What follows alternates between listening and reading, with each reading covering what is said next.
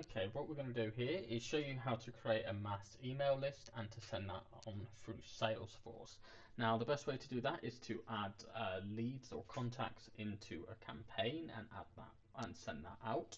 So from here, we want to go to contacts, and you just want to search all of the different ones you've got. I haven't got a lot of contacts, so I'll just search for all of them and click add to campaign in the top right hand corner. For this, I'm just going to add them to my spring deal campaign and just keep all of the member statuses the same and select submit. Now from there you want to create a new tab if you haven't got it, but just search for the campaigns tab here. Now you'll see on here it's just got the recently viewed. We'll click on the spring deal.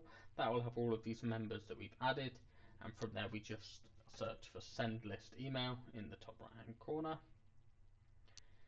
And you just go from there, so that you can add the subject, spring deal, and then add the content in as well.